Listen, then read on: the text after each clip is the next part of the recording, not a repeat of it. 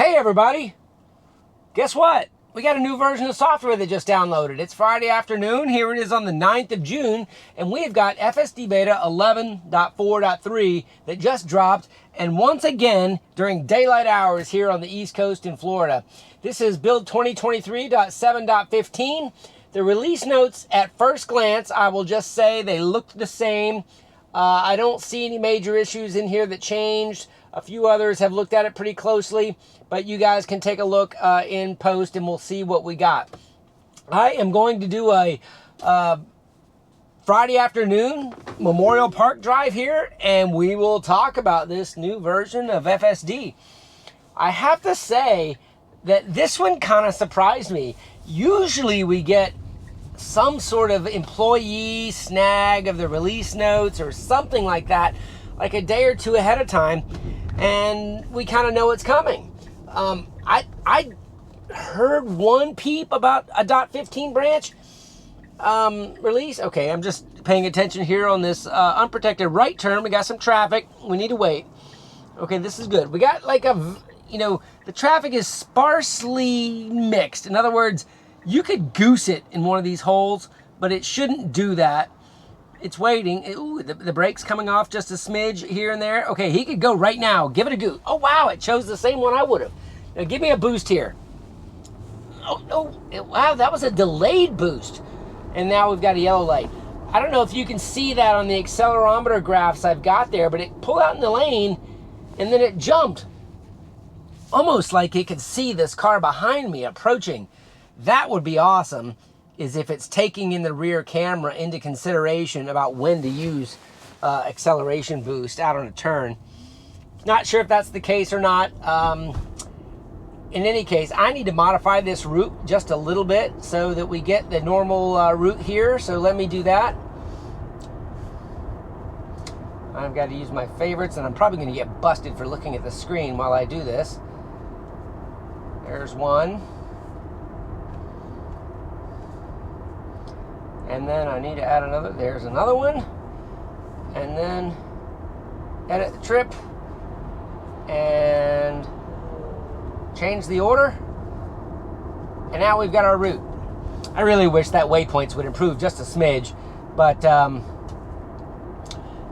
yeah, so a .3 release on a wide release FSD beta usually is polish. And the fact there are no release notes probably means it's just pure polish. A lot of the issues that we raised on the .2 release were around narrow roads. The highway merge scenario is still not doing what I think it should do with the blinker and getting over as soon as it can versus using a 100% zipper merge every time. But who knows? Let's see what they've been working on. I'm sure they just added some more data, perhaps refined a few of the, maybe the thresholds, some of the curves on the jerk or the acceleration allowed to be used on some of these. That boost in that lane felt a little bit different, but we'll see if we notice anything else on this drive. I've been pretty happy with version 11.4.2. I mean, there's definitely still some issues in there with those items that I've highlighted in my narrow roads videos. I don't like the unprotected left turn going to the middle lane. I perhaps should have started this drive with that just to see if that's what it's still doing, but I didn't. So we'll just go with this.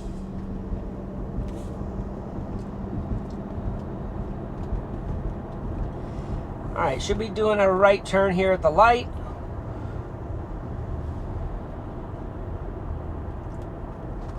Ooh, had a little brake tap there. Not sure what that was about. Right turn's coming up. Decelerating. Blinker. Okay, that was fine. Not sure what that brake tap was about. Okay, I'm going to edit the route now.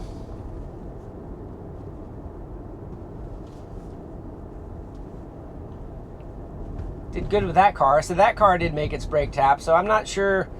Maybe there was something else it saw. A little bit of a brake tap. It was maybe 1 to 2 miles an hour, but I felt it hit the brakes. All right, should be coming up on the left-hand turn. Mapped it just right. All right, so we should be getting a green arrow, which will make it protected.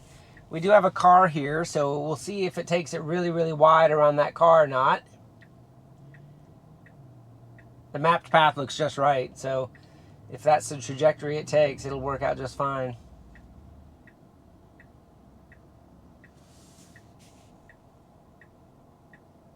There's our green arrow. A little bit wider than it needed to. Did you see how it had to kind of come back around on that one? So not exactly sure it needed to take it that wide. Now, I think on my first drive on this road, it meandered a little bit over into these parking spaces up here. I'm wondering if we're going to see any of that kind of weaving. No, not seeing any of it now. It's definitely not marking these spaces like I still wish it would. It's not biasing over into those spaces at all, though. The trajectory definitely is wiggling a little bit instead of just saying straight. You can kind of see how it's jumping around just a little bit. Okay, traffic circle coming up. It has a lot of trouble with this one. It treats this yield as a stop in situations where it really does need to keep rolling. Now, granted, we have 3 cars in front of us here, and with no traffic, all 3 of us plus me should just roll. And it rolled it. Now, wow, I wonder if it rolled that because of these 3 cars this time. Now, don't stop here, and it didn't stop here either. Hey, that was good. Now, granted, I don't know whether to blame that on the followed me cars in front of me or they actually fixed something. We may have to do that a few more times this weekend. But we've got our S-curve coming up here. This one has never been a problem. It's always kind of come around to the right just fine on this. Blinker not required. A little bit hesitant there, but it once that car got out of the way, it proceeded. All right, so let's see what the S-curve has for us. The fact we just got a blinker there makes me wonder if we're going to get a whole bunch of blinkers here.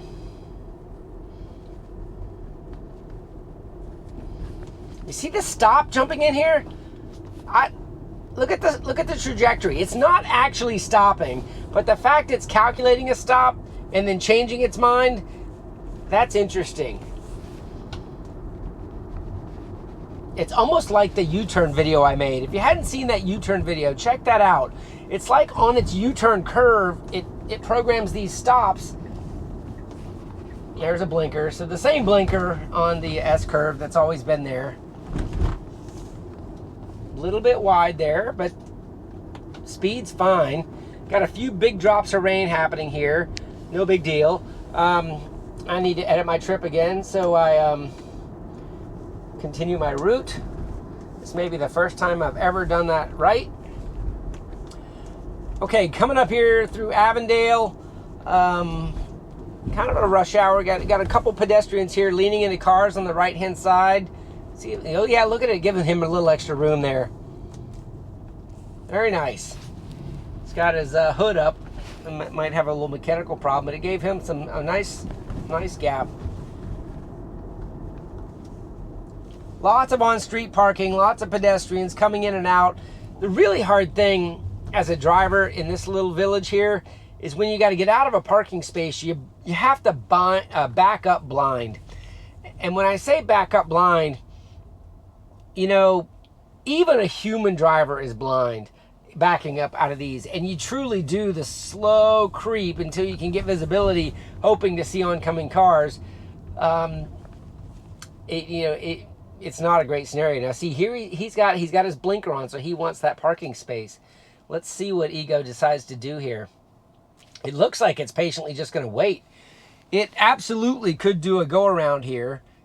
And there's some pedestrians up front, but it's really close to his tail where it's not giving itself. Okay, so he bailed. He decided not to wait on that car. Yeah, that was very patient.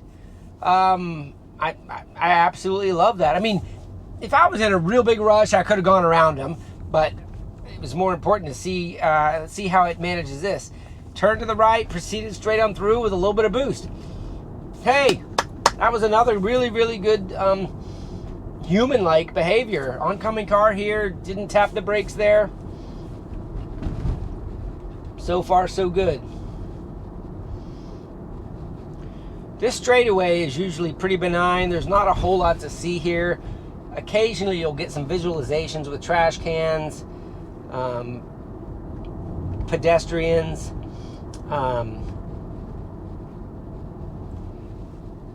Last time I talked about people walking their animals, and it sounded like everybody got a kick out of that, like people walk things other than dogs.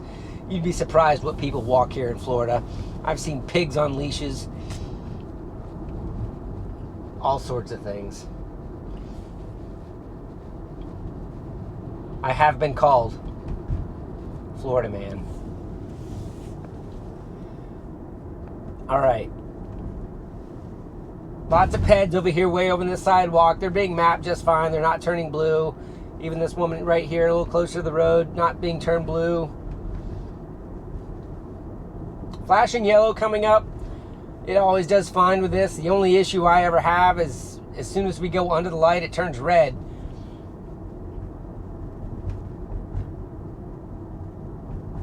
Hey, didn't turn red that time. All yellow. That was good. Did you see how that car went around this pothole? I say it's not a pothole, the manhole cover. That is one thing that humans do. You go around things in the road, and so far we're still really not doing that. Not that I would have gone around that manhole cover. I probably would have straddled it, but it's that kind of behavior when you're behind someone, you see them do it, you're kind of wishing one day we'll be there. Okay, this turn we got coming up is a simple left turn, but it has to jump in the right lane very quickly. Over the last few years, it's done this with varying levels of success, but it has been really, really good since version 10, I think. So I don't expect to have any problems with it. We should get a green arrow. It is a hospital right in front of us. It is mapping the pedestrian over here to the left side, so he is actually waiting. Oh, look at him crossing. Even though we've got a green arrow, we're crossing. So this car in front did the yielding. Had we been in front, that would have been interesting to watch. All right, and straight to the right lane. Perfect. Now it's a no-brainer, so it's just got to do a right turn here. I wonder if the car in front helped us again on that one. Sometimes these lead cars, I think, are a crutch, but the only way to know for sure is to do multiple drives. Okay, now I've got a right on red scenario, and it turned green, but I was stopped a little too far back to do a creep for a right on red there. Nice. I felt a little acceleration boost there in that turn. It was a nice boost. Whatever curve they've got on that one felt good. All right, jumping into the middle lane, and it does the blinker here. It's done that, not really required. Whoa, did you see that mapped path around the car? It didn't do it, but just for a smidge there, it had a trajectory going around him. I don't mind seeing paths that are options as long as it doesn't act on them.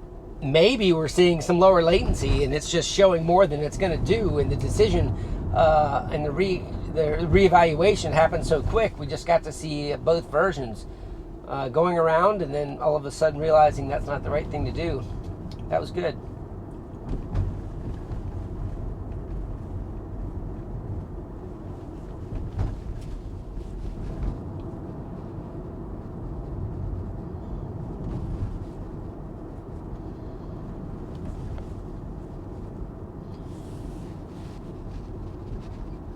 Yeah, this is very smooth. The follow distance is, whoa, little aggressive brake there.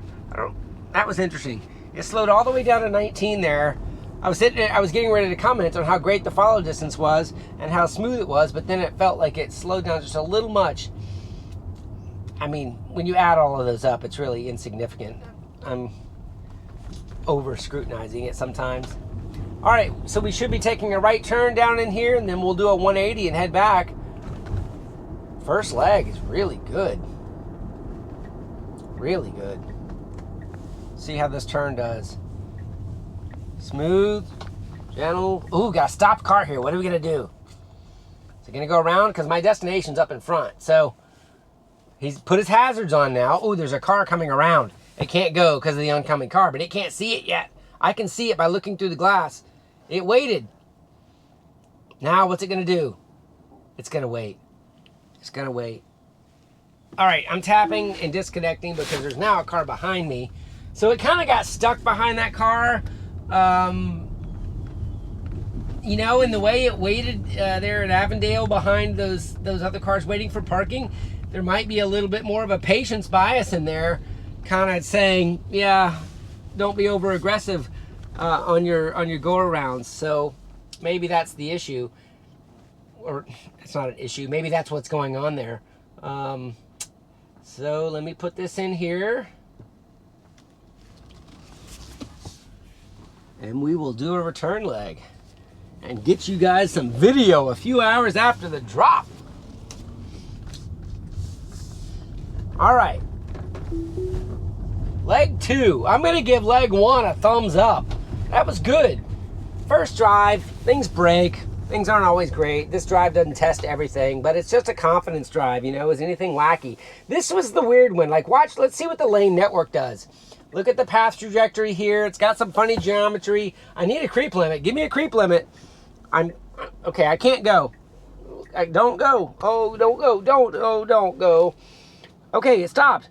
Wow, it stopped without a creep limit, though. Okay, left is clear, so now we're waiting on the right. It's going to get it. Go. There we go. Slow. Okay, give me a little boost. It did it. See that lane network right there? That lane network does not happen normally on medians without raised medians, but it always has done it at that intersection. I don't know what it's projecting there, like a place I can go and wait, but it's mapping something there in that road that it doesn't do anywhere else. Hey, it did that really. I thought without a creep limit, I wasn't sure what it was going to do. It kept going out and out and out. But it did it just fine. All right, let's see. We got these lead cars again, so this little stretch here is probably going to be pretty straightforward. See how that car went around that manhole cover and I went over it? These are just things that people do. That's future enhancements, right? Potholes, manhole covers.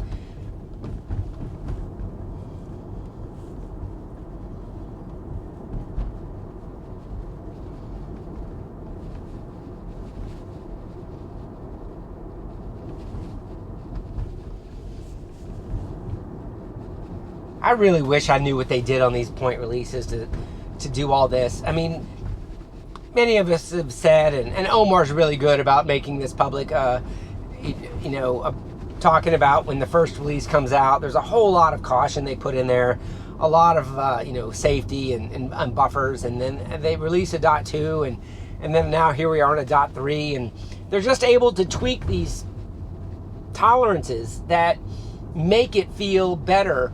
You know, in some areas. That does not mean they added function here. So like if I go do my unmarked roads and we have oncoming cars on an unmarked road that are narrow, it's probably going to do the same thing. I don't know. We'll try it. You know, I'm guessing the unprotected left turns going into the middle lane still. You know, we'll try it. But just the way it behaves around its environment, you know, a pedestrian sitting here on the right side of the road, or you know, cars that are encroaching but not really going, and the way it calculates the oncoming trajectories. It's just these little bit of a slowdown there again, almost in the exact same spot as going the other direction. You know, I commented on it. It went all the way down to 19, and it went to 19 right there too. That's interesting. It was right at that pedestrian crosswalk that if there's a pedestrian in the crosswalk, you're supposed to stop. But it hadn't done that on any of the other ones, but in both directions at that one, it slowed down. That leads me to always think that map data is just continually the reason for things happening that I don't see, right? There's something going on at a layer that I don't have visibility into. Now look at it. That was weird. It's waiting. Oh, it's waiting. It's waiting. What's it doing? Okay, I'm tapping the accelerator now for a green light because I have a car behind me. What's it doing? I don't know. It's limiting. Was it that car? That was weird. I had a green light and it was stopped. It's almost like that car that was backing up on the other side of the intersection was creating a caution scenario that kept it from going through the intersection. Interesting. That was new. I don't think I've seen that before. I'm gonna have to think about that a little bit more. It had the green light. Ooh, it's added. This is a different route than it's ever taken before. I'm just gonna let it do its thing. But it is a little bit different, folks. So those of you that watch every single one of these, this is a different little path, which is planner, right? Planner's changing something. Don't know why. I've never been mapped down this road. I wonder if it's about visibility or turns or something like that. But yeah, it's going to get us to the same spot. We could have taken a right on any of the 3 blocks here, but this is a new one. I wonder if this intersection is easier or something, and it says let's go there. That would be awesome. Okay, it's clear, but it's a little jerky there, but fine. And now we're back on the road that we would have been on coming up here. You know, we'd have been jumping in on one of these lefts coming up here. Little bit of drizzle happening. The skies are getting a little bit dark, big drops. Probably not going to rain. Doubt the windshield wipers will even come on.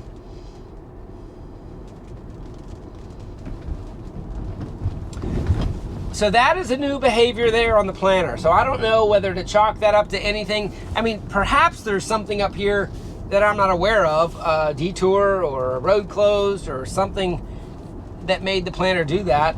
But in this type environment, taking that turn or the one we normally take is 6 one, half a dozen another. I'll look down the road that we normally take just to see if I see anything different. It's just up here on the left.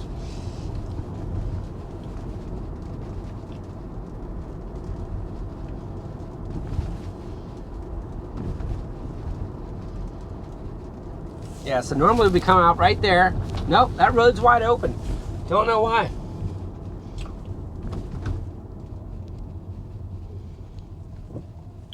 All right, wipers are starting to come on just a little bit. All right, let's see if without that backing up car at this light, if we have any different behavior with the acceleration through the green light.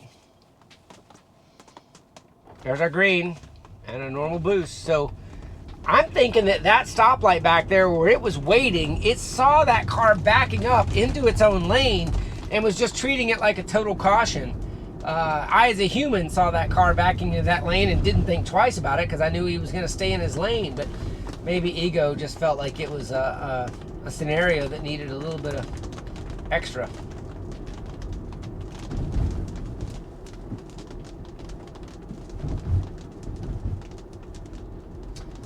Yeah, we've got a completely different route it jumped on here. Interesting. It's going to jump out on the main highway a little bit earlier on this one. You know, that's interesting there too. That route right there is completely different than what it should take. I wonder if it's going to remap that.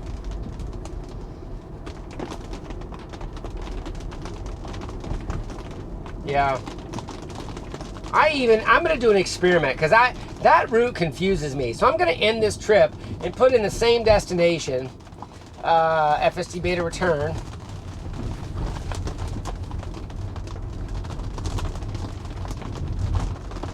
Here it is. And let's see if it remaps this, because, yeah, no, it did the same exact thing. Something has changed in the planner. Something's going on here. It never does that. And I'm going to talk you through what it normally does here. Now, this is not on my normal Memorial Park Drive, but the shortest and the quickest, and what the human would do right now is get in this left turn lane right here behind this car. And I would take that left-hand turn with that protected arrow, and I would join this Roosevelt Boulevard here, this main road. But it is choosing, and I just got my first degraded message. It won't disengage, I have a feeling. This speed feels a little slow, but it is kind of going a really long way here to get onto this main road. And the weird thing is it's avoiding intersections with 2 stoplights that are controlled. So I don't actually think this is a better route at all. That's 2 planning decisions that have changed here. And not in a good way. On this one, anyway. Well, let's just see. I mean, and I say that only because it avoided 2 intersections with stoplights for control. And now I need to get in this left lane and scoot up. Oh, gosh. That car almost hit me inches based on the way it decelerated into this lane. I don't know if you just heard that honk. I'm in the lane, right? Yeah, I'm in this turn lane. That was interesting. I don't know if my ultrasonics were going to have any sort of measurement on that, but when I looked in my rearview mirror with that deceleration, that car came really, really close because he had a green light. And you know, sometimes it gets into these merge lanes and it kind of does this lazy merge. If it overly aggressively stops, these cars behind you can really get confused and they can tag you. I kind of feel lucky that he didn't, obviously. And here I am kind of on an off-schedule route, so I haven't done this intersection very many times on video, and really wasn't prepared for that. But I don't know. I'm sure there's a lot of you driving this software that feel the same way about the way it kind of lazily gets in the turn lanes. It's almost like it leaves its right tires when it's getting this left turn lanes just a little longer than it should, and the cars behind kind of have to go around you instead of just using the full turn lane as soon as it's available to get out of the way, especially if you're decelerating. And you know how everybody just wants to make the stoplight. Almost to the point they're going faster than they should, or tailgating you closer than they should because they want to be sure to make it. Well, a new route. I don't know if you noticed this on my screen here. I have disabled offline routing because some people were saying that might actually help my speed of routing. So now that I talk about these routing decisions that are different, they're different with offline routing. Which means it's not taking traffic into consideration, and it's not going to the server to get a optimal route based on actual conditions. It's doing it based off of just map data that's downloaded to the car. I've had that for a while now in my software, or in my configuration, just so that I took out that variable. But I don't know, maybe you can tell me in the comments below if you think offline routing is the best scenario. All right, this is a stop for right turn only, and it completely blew that stop sign. Should have stopped. It rolled it like it was a yield. Not sure why. I let it go because it was completely clear, thinking it might stop, but that wasn't good. I took a snapshot.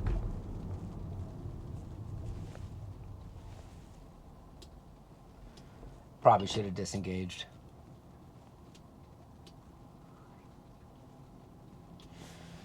So we just got a little bit to go here. If I'm gonna try to think through what's different, Planner's different.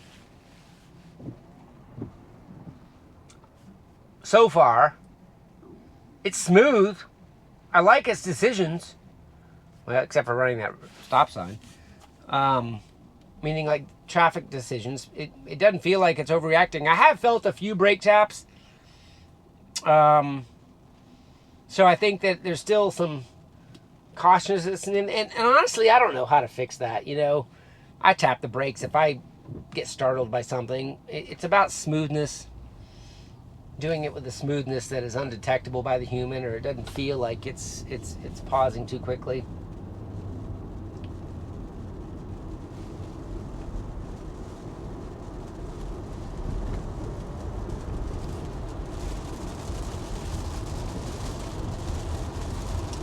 A little bit more rain coming down now, a little bit heavier. We've already gotten one degraded message, so now here we're probably going to get another degraded message. When those windshield wipers go into full gear like that, it's usually when you get the FSD degraded mode. For those of you that haven't been doing this very long, and there's the degraded message, if you have that degraded message, it's a little bit more difficult to get the gray steering wheel to engage it, FSD. But if you've got it engaged, it hangs on to it for quite a while. Matter of fact, quite a long time. And how that has changed, I'm not exactly sure how to explain it. But I guess the point I'm trying to make is if you're trying to get FSD engaged in weather, you've got to do it before that degraded mode pops up, or you've got to get into a scenario where it doesn't think it's degraded. So you can perhaps pull into a place with a cover and make the windshield wipers and the cameras feel like it's not raining and see if you can engage it. And once that blue steering wheel is there, it stays engaged. Now finally, here we got a pretty good downpour. This is great. I haven't got a good downpour on film in a while, but it's great to show how good FSD really is in this kind of scenario.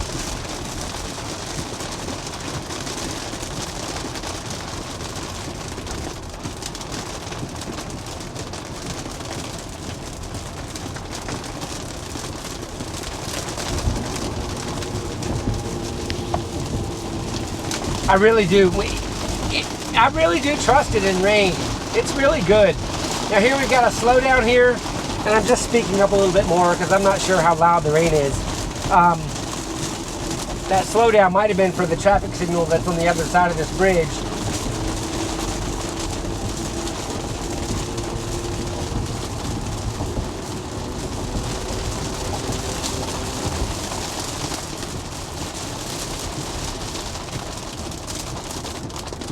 All right, so now just went under a yellow light. That's great. Didn't flinch at all.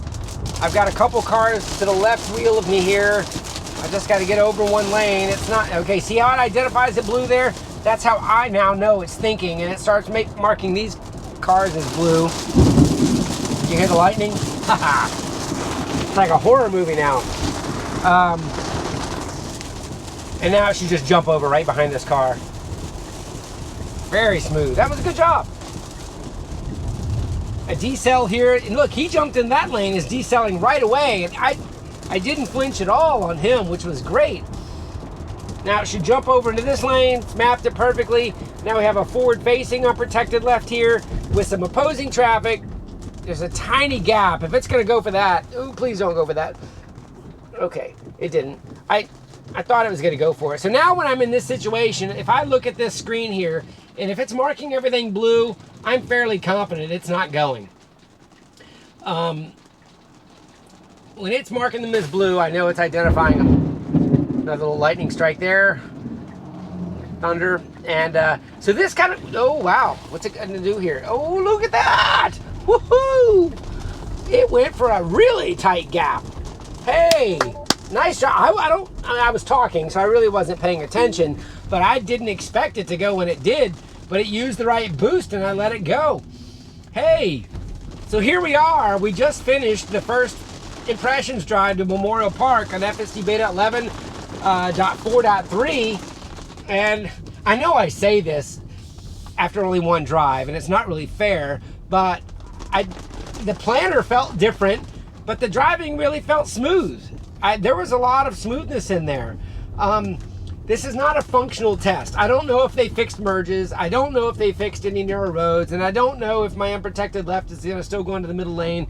We'll have to test all that later. But for just the general drive, which was this was, the only intervention I really used was pressing the accelerator at that one intersection where it was stopped when it was a green light for some reason. And maybe you guys can see in the footage and give me some thoughts on that. But hey, everybody, I'm calling you everybody now because I post these on both YouTube and Twitter. Let me know what you think. Friday afternoon, June 9th, FSDBeta 11.4.3. Have a great day, everybody.